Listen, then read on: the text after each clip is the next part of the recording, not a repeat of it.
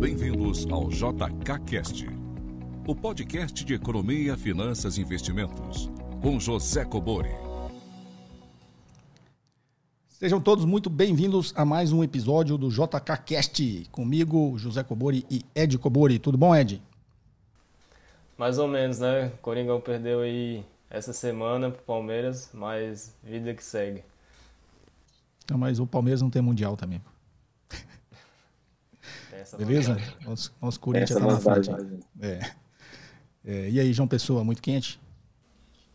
Não, até que não, tá chovendo bastante aqui. Ah, legal. Aqui também. Brasília, muita chuva. Pessoal, vamos lá. Mas tô aí. Então vamos lá, pessoal. Perguntas em áudio e texto para o WhatsApp 61 981 17 0005. Perguntas entre 40 segundos e 1 minuto. Tá chegando bastante perguntas em texto, né? Então o texto é relativo a uma leitura aí de 40 segundos a 1 minuto. Tá ok? Vamos começar já, Ed? Sem mais delongas, então. Vamos começar aqui hoje pelas perguntas em texto. Vamos à primeira pergunta. Bom dia, professor. Antes de mais nada, parabéns pelo seu conteúdo. Sem dúvida nenhuma, é o melhor conteúdo de economia e finanças que existe. Professor, apesar de gostar muito dessa área, minha formação é em Direito e atuo como advogado em escritório especializado em Direito Tributário e Empresarial. Estou pensando em fazer a sua imersão em fusões, aquisições e valuation. O senhor acredita que agrega na minha profissão?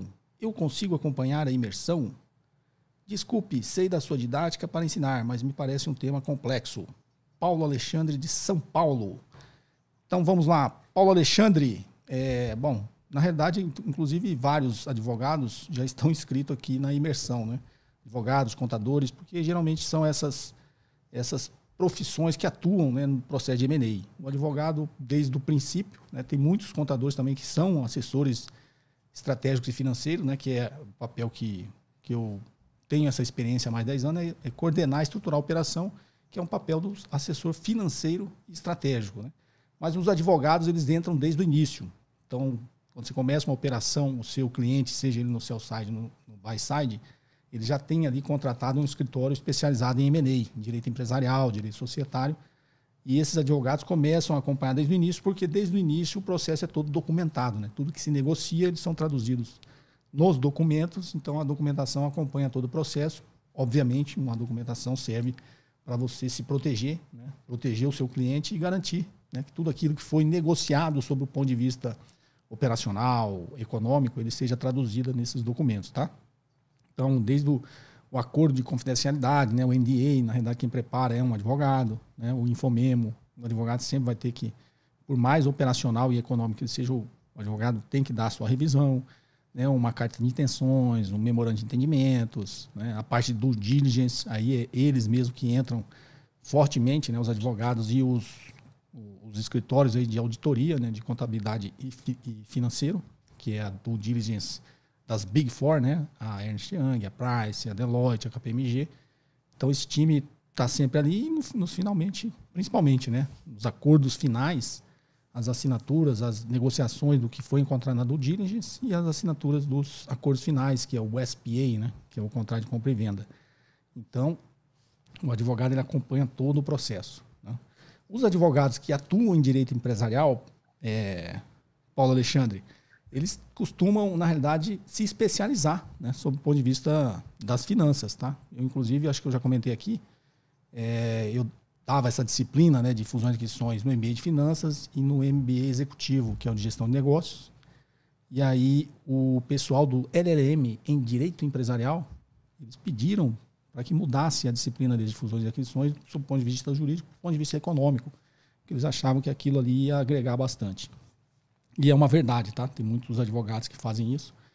Eles se especializam, né, em M&A, se especializam porque a linguagem, né, que é conversada numa operação de M&A é a linguagem das finanças. E os empresários, né, para quem atua em direito empresarial, o advogado tem que saber essa linguagem de finanças, porque o empresário ele não conversa sob o ponto de vista jurídico. Até por isso ele precisa, né, da assessoria jurídica. Ele conversa sob o ponto de vista das finanças. E o advogado que está atuando nessa área, é bom que ele tenha essa visão, né? Porque ele fala a mesma língua do seu cliente, tá? Então, uma operação de M&A, Paulo, o advogado é super importante. E o advogado que atua em M&A, ele precisa ter esse conhecimento, precisa ter essa visão econômica, né, de um processo de fusões e aquisições. Então, essa imersão minha foi montada, obviamente, para quem quer atuar em qualquer uma das 3 posições. Né? Você quer atuar como assessor estratégico financeiro, você tem desde o início toda a parte de coordenação, estruturação da operação, né, até os acordos finais e até o pós-fusão, né, pós-aquisição. Os contadores também e os advogados. Né? Ele foi montado de uma forma que você acha que é complexo. O pessoal romantiza, porque realmente é uma coisa... não é o grande público que entende, né, como funciona a operação de fusões e aquisições. Ele tem um certo glamour, né? Você está, afinal, comprando ou vendendo uma empresa inteira. E aí as pessoas acabam achando que é mais complexo do que parece. Né? O que eu vou ensinar na imersão é justamente isso, né? Que tem a sua complexidade, mas não é difícil de se aprender. Na verdade, é até bem simples, dependendo sob o ponto de vista que você aprende, que é o que eu vou tentar transmitir sob o ponto de vista prático, né? Com os estudos de casos reais, com os documentos reais, com as planilhas reais. Então, Paulo, sem fazer esse discurso vendedor, né? Mas defendendo o meu peixe, se você quiser, eu vou pedir, manda seu e-mail, eu vou pedir o pessoal passar mais informações para você poder tirar todas as suas dúvidas, tá ok? Espero vê-lo aqui na nossa imersão, que começa agora dia 31 de março, vai até o dia 3 de abril. Vai ser aqui na minha casa, almoço, todos os dias vamos almoçar juntos aqui em casa, até o domingo, que vai ter um almoço de encerramento. Espero que vocês comemorando esse novo conhecimento. Tá ok? O Ed vai estar aqui também. Ed, quer dar alguma palavrinha?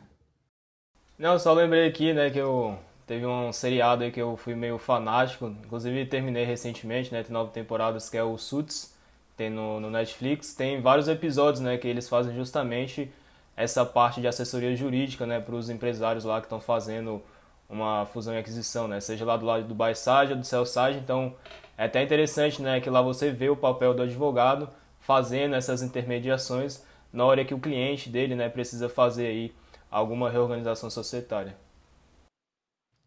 Legal, é verdade. Suits do Harvey Specter, né? Exato. As primeiras temporadas eu assisti todas, mas depois eu parei de assistir. Mas ali ele fazia um papel meio que de tudo, né? Era um advogado especializado nisso. Em algum momento você nota que, inclusive, ele que coordena, né, a operação, inclusive sob o ponto de vista econômico, né, da negociação, dos valores.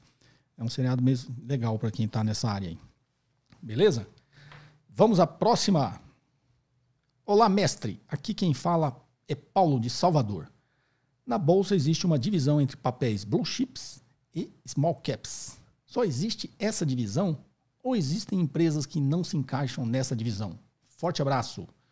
Ed, vou pedir para você responder essa das blue chips e das small caps. Vamos lá?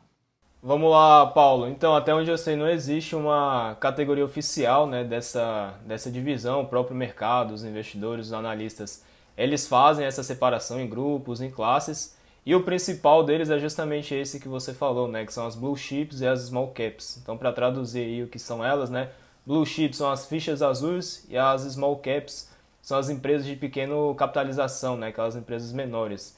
E por que o nome, né, blue chip aí dessa outra categoria? Que para quem gosta de poker, a ficha azul, ela é a ficha mais valiosa, né? Então, basicamente, ela acaba se assemelhando às empresas já mais consolidadas, líderes de mercado, que já existem há vários anos, né? Tem um histórico de entrega de resultados. Então, o mercado gosta muito de fazer essa quebra em dois, ou seja, vão ter aquelas empresas mais consolidadas, né? Que elas já têm um perfil ali mais de distribuição de dividendos, e tem aquelas empresas que estão começando agora, tem seus 5, 10 anos, que ela ainda tem muito potencial de crescimento, e aí por isso, né, os investidores eles olham mais o potencial ali de valorização das suas ações. Então, basicamente, existe isso, não tem um valor exato, né, de mercado para separar o que é blue chip e o que é small cap, é mais para essas características que eu citei. Eu já vi analistas usando 2 bi de valor de mercado para separar, 4 bi, 5 bi. Então não existe um valor exatamente que você vai separar entre um e outro, mas você consegue, a partir da fase ali que a empresa está, né, o seu estágio, identificar se ela vai estar mais para dentro, né, do grupo de blue chips ou se ela ainda vai estar ali na parte de small caps. Mas essa não é a única separação, existe também, né, o pessoal fala de large caps, middle caps, né, seria uma forma também de separar as small caps. Então as blue chips seriam as large caps, né, as empresas de grande capitalização de mercado. E aí tem outras categorias. Hoje em dia muito se fala, né, do value e do growth, então aquelas empresas de valor e as empresas de alto crescimento. Tem a famosa velha economia, a nova economia. Então a velha economia é aquelas empresas que lidam com commodities, com energia elétrica, com saneamento básico. E as empresas de nova economia são as empresas aí de e-commerce, empresas de tecnologia. Então basicamente, né, são ali as startups. Então dependendo da onde você está olhando, né, da fonte, vai ter diversas categorias. Inclusive tem uma, não me recordo qual que foi o curso que eu assisti do professor, que ele separa lá pela classificação do Peter Lynch, né, que ele coloca em 6 categorias e não só esse ou um ou outro, né, que geralmente o mercado ele coloca. Então lá da categoria de Peter Lynch tem as ações de crescimento lento, tem as ações desconfiáveis, ações de crescimento rápido, as ações cíclicas, as ações de recuperação, ações de ativos ocultos. Então isso também vai depender da pessoa, né, que você estuda. Dependendo ali, aquela pessoa de renome, ela gosta de separar de um jeito, o mercado gosta de separar outro. Então não existe uma única definição, né? Dependendo da fonte, de onde você estudou, você pode ver elas dessa forma. Mas para facilitar aí esse entendimento de todos esses exemplos, né, que eu trouxe aqui, basicamente, né, em resumo, vai ter 2 tipos de empresas. Aquela que você vai poder ganhar na valorização do seu capital, ou seja, você comprou a ação a 10, ela vai virar 20, 30, 40, ou você vai comprar aquela empresa que ela vai ficar estável, né, ao longo do tempo, mas ela vai ficar te pagando ali dividendos, juros sobre capital próprio, vai te dar bonificação de ações, né? Então basicamente você vai ganhar em outra vertente. Então basicamente, né, quando você está querendo, às vezes até fazer uma filtragem de análise, você vai pegar dentro desse espectro, né? Então, essa empresa ela vai ter mais um potencial de crescimento, tem mais potencial de distribuir os dividendos para mim. Então aquela que é mais voltada para ganho de capital, ela está dentro ali das small caps, e aquelas que estão mais focadas ali na distribuição de dividendos, visto que ela não tem para onde crescer, né, ela acaba devolvendo esse dinheiro aí para os seus acionistas, ela está dentro ali da parte de dividendos. Então, basicamente, qualquer categoria, né, que você for incluir, basicamente você vai ver isso, né? Tem aquelas empresas que são meio termo, então ela tem muito aqui ainda o que crescer, mas ela já está conseguindo, né, distribuir seus dividendos, e tem outras empresas que elas vão ter que adotar mais esses extremos, né? Aquela empresa que está iniciando, ela vai ter que reter mais isso para conseguir expandir, e aquelas empresas que já estão bem consolidadas, elas vão acabar fazendo essa política de distribuição dos seus proventos, certo? Então, basicamente, né, para você enxergar essa analogia, basicamente é sempre você ver qual que são aquelas empresas que estão mais nessa parte de ganho de capital e qual que está mais dentro da parte de dividendos. Legal, Ed. Eu até ia complementar, mas você já falou, né? O curso é o Investidor de Alta Performance. Lá tem as 6 categorias de ações. Para quem tiver dúvida, vou pedir para pôr o link aqui. É só entrar no meu site, você vê o conteúdo lá. Teoricamente, você nem precisa fazer o curso, né? Você vê o conteúdo, você vai ver as separações lá das ações, tá? Empresas confiáveis, empresas de alto crescimento, empresas de recuperação. Então, tem as categorias, como disse o Ed, depende do seu objetivo, né? Como é que você está querendo enxergar e analisar as empresas, tá? Porque existem várias formas de você fazer uma divisão, né? Tá ok? Então, vamos lá. Vamos à próxima. Boa tarde, professor. Me chamo Rafael e falo de Rio Pomba, Minas Gerais. Recentemente deparei com um artigo americano que menciona algo sobre anomalia beta, mas não compreendi como uma ação com beta maior que 1 pode gerar retornos menores que ações com beta menor do que 1, visto que pelo modelo CAPM estaríamos exigindo mais retorno do prêmio de risco. O senhor pode me esclarecer melhor essa anomalia? E seria por esse motivo que o Damodaran recomenda recalcular o WACC, o WACC, considerando o beta como 1 para o fluxo de caixa na perpetuidade? Desculpa a pergunta muito técnica. Um forte abraço. Obrigado pelo excelente trabalho. Então vamos lá, é o Rafael, de Rio Pomba, Minas Gerais. Rafael, deixa eu te explicar. Vamos lá. Primeiro, começando pelo final. Você usa o beta 1 para perpetuidade, porque o próprio nome diz, né? O valor da perpetuidade, gente, na precificação da empresa, ele tem um peso quase de 90, depende de quantos fluxos você está projetando no valor da empresa. Então, qualquer coisa que se altere na perpetuidade vai alterar muito o valor da empresa, tá? Então, utiliza um beta igual a 1, qual que é a lógica disso? Porque na perpetuidade, imagina, nos próximos 40, 50 anos, a tendência é que se essa empresa, obviamente, ficar viva, ela vai estar na média do mercado, né? Ela, em algum momento, ela vai sempre convergir para a média do mercado, tá? Por isso que ele manda usar o beta igual a 1, tá ok? Quando você fala anomalia beta, o que é anomalia beta para colocar todo mundo aqui na mesma página, né? Anomalia beta porque está contrariando digamos, um conceito simples em finanças, né? Que quanto maior o risco, maior o retorno. Não é isso? Quando você quer ter um retorno maior, você tem que correr um risco maior. Ah, você não quer correr muito risco, você quer correr o risco pequenininho, você tem um retorno menor. Então, todo mundo já escutou isso, né? Quanto maior o risco, maior o retorno. O retorno esperado, tá? Porque isso é no futuro, tá ok? E o que o Rafael está falando é que no modelo CAPM é isso que está expresso ali, né?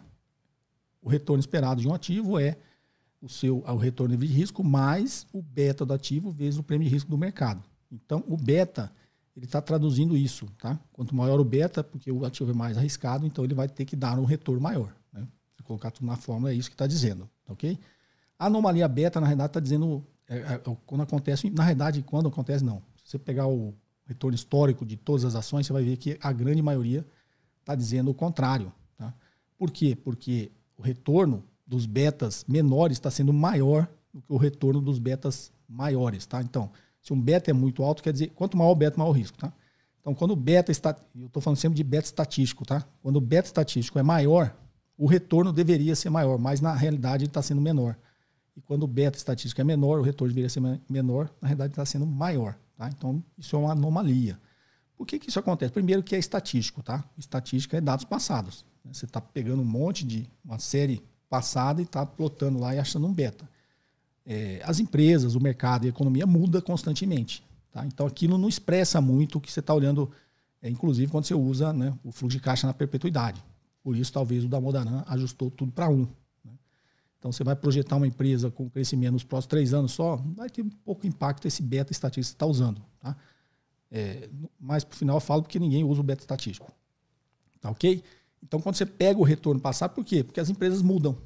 Né? Você pega a empresa lá de trás, acontece igual as grandes crises, né? A grande volatilidade do mercado, que é quando o beta fica muito volátil. O que acontece? As empresas menores, né, e teoricamente piores, elas vão desaparecer, elas vão falir, vão fechar. E as empresas maiores, elas tendem, depois de uma crise, a estar bem mais fortes na frente, porque essas empresas quebram, acaba deixando o mercado. Né? E as empresas, por isso que, de novo, eu sempre cito esse vídeo. Tem um vídeo no meu canal que chama Ações em Tempos de Crise. As empresas que passam pela crise são aquelas empresas com uma forte posição de caixa, né, com bons índices de liquidez, todos os parâmetros, contrariando até, né, a teoria da estrutura ótima de capital, né, porque para ele estar com essa posição, ele não está certinho ali na sua estrutura ótima de capital, mas quando vem uma crise são as empresas que sobrevivem, né, têm mais condições de sobreviver.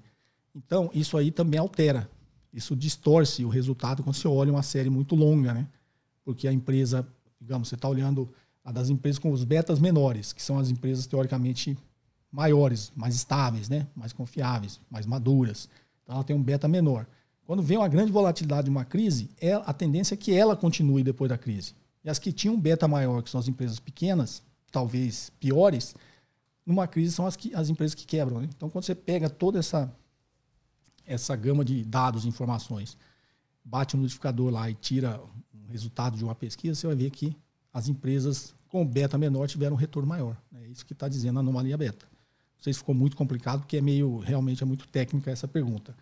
Agora, eu falei que não usa o beta estatístico. Para quem tem o meu livro, tem um apêndice lá que eu ensino a fazer o bottom-up beta. Tá? O mercado não usa o beta estatístico justamente por esse monte de problemas que tem, por ser uma medida estatística. Né? É uma regressão linear, e você está olhando para o passado, e o passado, teoricamente, não retrata o que vai acontecer no futuro, principalmente quando você está olhando muito lá na frente. Tá ok? Então, a gente utiliza uma coisa que a gente chama de bottom-up beta. Você pega o beta estatístico e ajusta ele pelo nível de alavancagem da empresa. Tá? O que é nível de alavancagem? Dívida. Então, tem uma formulazinha que você usa, que raciocínio, a fórmula às vezes parece complexa, né? Mas se você olhar a fórmula, vou ver até que o editor consegue colocar aqui, como que você acha o beta? O beta, né, é igual ao beta desalavancado. Imagina que você está olhando só para uma empresa, tá? Nós vamos usar isso para a indústria. O beta é igual ao beta desalavancado vezes, né, 1 mais o fator de alavancagem da empresa. Não faz sentido? Então, quando você pega o beta desalavancado e alavanca ele por um fator 1 mais a relação dívida-equity vezes o benefício fiscal, você está achando um fator ali maior que 1, você está alavancando aquele beta desalavancado para você achar o beta. Tá? Então, a gente usa essa fórmula para fazer o bottom-up beta. Só que aí agora a gente vai fazer para a indústria toda. Então, o que você tem que fazer? Você tem 2 informações, a relação dívida-equity e o valor de mercado das empresas. Né? Então, você pega a relação dívida-equity Tá ok? E pondera. Você pega todas as relações de valor ético, multiplica pelo valor de mercado da empresa e divide pelo valor de mercado da indústria dele. Então, você pegou 10 empresas, você pega pelo valor de mercado das 10 empresas. Né? Você divide por isso. Você vai achar a relação dívida-equity da indústria. Depois você acha o beta da indústria. É a mesma coisa. Você pega o beta estatístico dele, multiplica pelo valor de mercado da empresa e divide pelo valor de mercado da indústria. Tá? Você vai achar o beta da indústria. E aí você vai jogar naquela fórmula. Você quer achar agora o beta desalavancado da indústria. Então você tem a informação do beta, você precisa da relação dívida-equity do beta, da indústria, você já achou as duas. Você vai trabalhar a fórmula e achar a relação beta desalavancado da indústria. O que o bottom-up beta faz? Pega esse beta desalavancado da indústria e realavanca ele pela dívida da empresa que você está analisando. Para quem já fez os meus cursos que a gente ensina ali essa parte do bottom-up beta, de ajustar é justamente isso. Né? Você acha o beta desalavancado da indústria e realavanca esse beta pela relação dívida-equity da empresa. Ou seja, você está pegando um beta mais confiável, né? Porque no final das contas, para quem estuda estrutura ótima de capital, o risco da empresa, no final das contas, o maior risco da empresa é risco financeiro, né? Então, o risco financeiro é nível de alavancagem, tá? Então, a gente pega e ajusta isso pelo nível de alavancagem. Você acha um beta realavancado, né, daquela empresa em referência à indústria que ela está. É isso para quem faz isso aí, é quando você vai lá no site da Mudaran, pega os beta desalavancados da indústria, realavanca, é isso que você está fazendo, tá? O que eu expliquei aqui é todo um raciocínio matemático por trás disso. Tá ok? Então, isso é a anomalia beta, é exatamente isso. Porque as empresas que têm um beta menor, elas, no longo prazo, elas têm uma tendência maior de sobreviver. Como elas sobrevivem mais, elas têm um retorno maior. Tá ok? É de alguma colocação? Ficou meio complexo, né? Essa resposta para essa pergunta. Acho que para quem entende o processo do bottom-up beta, talvez não.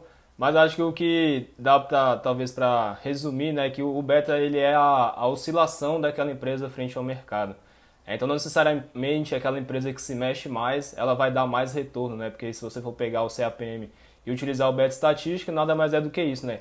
O risco vai ser medido exatamente por essa volatilidade e, em tese, né, na máxima do mercado, se essa empresa oscila mais, ela tem mais risco, então ela tem que oferecer um retorno esperado maior.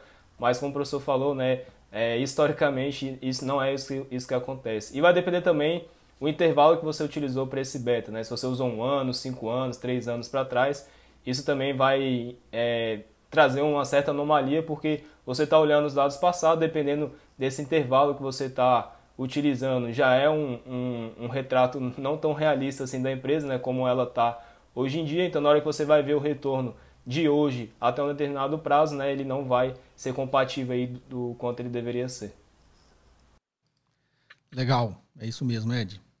O beta, na realidade, assim, tem vários vídeos aqui que eu faço as críticas a essas medidas, né? Quem critica muito o CAPM, o beta, a teoria moderna de carteiras, né? Um monte de teoria que a gente utiliza em finanças, por isso a gente ajusta, né? Na realidade você faz um monte de ajuste justamente por isso, porque a teoria tem alguma falha. É o Bernard Mandelbrot, né? Que é o pai da geometria fractal, tá? E o Nassim Taleb, né? Justamente por isso, porque quando você pega o beta, o que ele está dizendo assim, você pega o beta numa série histórica, o que você faz nessa regressão quando você faz? Você pega os pontos que estão muito fora da curva e tira, porque ele vai distorcer o resultado, concorda? Quando você tira os pontos muito fora da curva, você está distorcendo na realidade a própria realidade, porque são os pontos fora da curva que vai expurgar as empresas ruins, vai tornar as empresas boas mais fortes, né? Então, digamos, se eu fosse olhar de 100 anos, né? Pegar uma série de 100 anos, eu ia tirar a crise de 1929, ia tirar a crise do subprime. Esses momentos que definem, né? Que as empresas vão sobreviver, as que vão quebrar. Então, quando você tira isso aí, na realidade, você está distorcendo a realidade, tá? Você está pegando a medida, tirando os pontos fora da curva para ela se parecer mais, né, com a medida estatística que seria normal, né? Só que, na realidade, você está distorcendo a própria realidade. Tá ok? É isso que o Ed estava dizendo aí da série, né? Depende da série que você pega. Vamos à próxima. Boa tarde, José Cobori. Meu nome é Gustavo, eu moro em Miami. Não deixo de assistir nenhum podcast seu, já tem há muito tempo. A minha dúvida é a questão da inflação. Existe PCA, IGPM, aqui nos Estados Unidos existe a PCI. Eu gostaria de saber, assim, qual que é a minha inflação? Qual que é a inflação de cada brasileiro? Cada um tem a sua inflação ou não? Meus investimentos eu tento ganhar da inflação, mas qual que é a minha inflação? Qual que é o meu? É de acordo com o meu gasto ou não? Gustavo de Miami. Gustavo, eu vou passar para ele porque eu conheço o filho que eu tenho, ele tem umas planilhas, ele calcula a inflação dele, né? Então acho que ele vai saber te explicar isso melhor, tá ok? Mas faz sentido, né? Porque o IPCA é uma cesta básica que a gente toma, né? Por pressuposto, todo mundo consome aquela cesta, mas não é verdade, né? Tem gente que consome muito mais coisas daquela cesta e tem gente que consome muito mais coisas que não tem nada a ver com aquela cesta. Então, realmente tem uma inflação, cada um tem uma inflação, né, própria. Vamos lá, Ed? Então, Gustavo, existem dezenas de indicadores de inflação, só pelos que eu já estudei, que são mais de 30, né, só que no Brasil, fora esse que você citou, né, o CPI, que é o principal aí, americano. Mas você mesmo já citou os mais comuns, né, dentro do universo de investimentos que a gente usa como parâmetro, que é o IPCA e o IGPM. E, na verdade, tanto esses quanto esses outros, né, que existem, basicamente eles só vão mudar ali a metodologia de como eles fazem, né, esse cálculo. Então, o que vai mudar, né, quais são as variáveis? O intervalo de coleta. Então, um vai pegar do primeiro dia do mês até o final, né, do mês, um vai pegar do dia 10 ao dia 11, e outros vão pegar, né, da segunda quinzena até a segunda quinzena do outro, porque isso interfere na hora de você for fazer o seu cálculo. O que vai mudar também é a periodicidade, então alguns vão fazer essa divulgação mensal, outros quinzenal, outro trimestral, semestral. O público-alvo vai mudar também. Alguns são focados ali mais na classe de baixa renda e geralmente eles vêm atrelados a salários mínimos. Então, o público vai ser de 1 a 5 salários, de 1 a 30, de 1 a 40. Os locais de medição também vão se alterar, apesar de eles serem muito parecidos, geralmente são nas grandes capitais. Então vai pegar São Paulo, Rio de Janeiro, Minas Gerais. A amostra em si, quantas pessoas, né, vão ser selecionadas ou quantos estabelecimentos vão ser selecionados para fazer isso. A cesta de produtos, né, que o próprio professor falou, então a gente vai medir o quê? O tomate, a cebola, a gasolina, a energia elétrica. E quem que vai ser a pessoa responsável por esse medidor? Os principais hoje do Brasil é o IBGE, a Fundação Getúlio Vargas e a FIPE, né, que é muito conhecida aí para a galera que gosta de vender carro e moto, né, que usa aí como parâmetro. Então, basicamente, todas essas métricas e toda essa metodologia, ela vai tentar fazer uma estimativa, uma aproximação, uma representação da realidade, né? Inclusive, a gente acabou de falar isso na pergunta passada do Beta. Então, ela vai fazer ali uma série de pesquisas e aí vai tentar, né, calcular, de acordo com a metodologia que ela acredita, né, ser a mais realista, quanto que de fato está variando o preço aí dos principais produtos para o consumidor. Então, eu vou pegar o exemplo, na IPCA, ele usa de 1 a 40 salários mínimos, ele vai pegar aí aquelas principais cidades que eu acabei de citar, a cesta, né, que eles utilizam é quase 400 itens, então imagina, né, a mão de obra para conseguir fazer isso. E aí ele vai dar um peso, né, de acordo com a representatividade da média, né, do brasileiro. Então, o maior peso vai ser moradia, alimentação, transporte, que acaba se retratando a nossa realidade, geralmente, né, na maior parte das pessoas tem esses maiores pesos dessas principais classes de consumo. E aí eles vão fazer uma média ponderada. Então, vamos supor, a moradia é 40%, a alimentação é 30%. Então, de acordo com os itens que ele calculou, né, eles vão ter mais peso se eles estiverem dentro dessa categoria. E aí muita gente se pergunta, mas isso aí não vai se tratar a realidade, né, se está sendo uma amostragem, mas estatisticamente é quase impossível, né, você calcular toda a população, né, quando a gente está falando população aqui no significado estatístico, porque vai sair muito caro. Imagina, né, você pesquisar todos os supermercados, todos os postos de gasolina do Brasil inteiro, ia se tornar muito demorado. E estatisticamente, né, isso não ia mudar tanto o resultado. Então você ia tentar fazer um negócio ali com a amostragem total, mas no final o resultado não ia ser tão diferente, né? Por isso que existem aqueles erros estimados. E aí, como você mesmo perguntou, né, na sua dúvida, cada um tem sua cesta de consumo. Então o peso que o IBGE dá é diferente para mim, né, é diferente para você, é diferente do professor. Então, ou seja, apesar dele tentar chegar num número mais próximo, nunca vai ser igual para todo mundo. Por exemplo, eu hoje em dia não tenho mais moto, não tenho mais carro, então o meu gasto de transporte é quase zero. E aí lá dentro do índice do IPCA, né, ele representa uma forte representatividade. Então, basicamente, como que você conseguiria calcular a sua inflação fazendo justamente isso? A priori não é tão difícil de fazer, e também você não precisa fazer isso com certa frequência. Acho que se você fizer em janeiro, em dezembro, você vai conseguir calcular a sua inflação pessoal, que basicamente você vai fazer esse mesmo raciocínio. Então, eu pagava R$1.000 de aluguel em janeiro, gastava 500 de gasolina, gastava 600 de supermercado, e aí você vai fazer esse mesmo cálculo em dezembro. Então, quanto que meu aluguel está agora? Tá 1.200, estou gastando 600 de gasolina, estou gastando 1.000 de alimentação.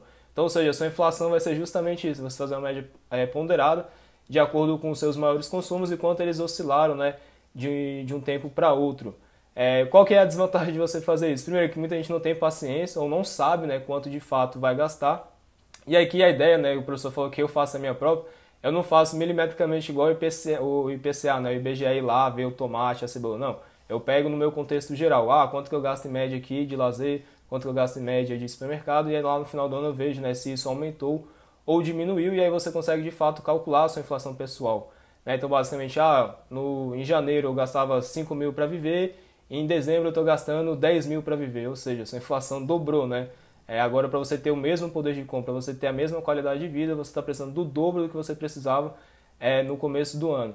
Mas isso é muito preciosismo, até porque uma das desvantagens também de você fazer esse cálculo é que você não vai ter uma base de dados para você fazer isso, né? Então, Ed, gostei aí da sua indicação, vou fazer a minha inflação pessoal hoje. Mas aí se você investe há 5 anos, como que você vai fazer, né, esse ajuste da sua rentabilidade dos outros 5 anos que você não mapeou esses seus gastos? Então talvez faz sentido daqui para frente, mas a vantagem, né, do IBGE, da Fundação Getúlio Vargas, da FIP, que eles têm esses dados facilmente encontrados na internet e o mercado gosta de utilizar, né, porque ele acaba retratando um pouco da realidade, ou a média ali da inflação, e acaba que eles fazem esse trabalho para a gente, né, a gente não precisa fazer isso manualmente. Então minha dica para você caso você queira fazer, né, não é tão difícil, mas acaba que tem essa desvantagem se você precisar de um dado, né, uma base passada, você não vai conseguir ter justamente porque você começou, né, a fazer esse mapeamento hoje. Mas basicamente, se você quiser saber como que está a sua inflação, você vai fazer aí exatamente como o BGE de uma forma um pouco mais simples. Legal, Ed. Muito bem explicado, detalhado. Então, para quem quer fazer a sua própria inflação, na verdade você pode até não fazer, né? Vai meio intuitivo, você sabe que tá lá... Isso é brincadeira, tá? Tá lá na cesta, lá você fala, bom, eu não como salada, né? Então não vou considerar o preço do alface, do tomate, da cebola. Então, assim, intuitivamente você sabe que os produtos que você consome que não estão na cesta e vão impactar aí na sua renda, tá ok? Bom, pessoal, esse episódio vai ficando por aqui.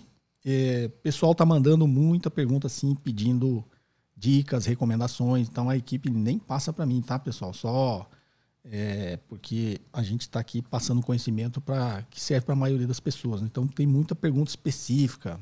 A pessoa quer saber que ação que ele compra, que título que ele compra, o que aconteceu com a carteira dele. Isso aí não faz muito sentido, né? Fazer essa análise muito individualizada. Então vocês tomem isso por parâmetro para enviar a pergunta, né? Uma pergunta aí que a resposta vai ajudar o máximo de pessoas possíveis, tá? E é engraçado, aí que mostrou que teve um cara aqui, ele botou um comentário aqui até bravo, assim: eu mandei 2 perguntas para você, professor, você só respondeu uma. Mandou bravo, não respondeu a outra. Depois, no episódio seguinte, ele escreveu de novo: você ainda não respondeu a minha pergunta. Aí eu fiquei pensando assim, vou mandar minha carteira para ele assinar, né? Para eu ficar respondendo as perguntas só dele. Então, pessoal, assim, eu tento ser o mais democrático possível, né? Responder as perguntas novas de quem ainda não participou. Mas vocês sabem, tem muitos de vocês aqui já participaram várias vezes, e quando a pergunta se encaixa, né, nesses parâmetros dela ser benéfica para o máximo de pessoas possíveis, eu respondo mesmo assim. Tá ok?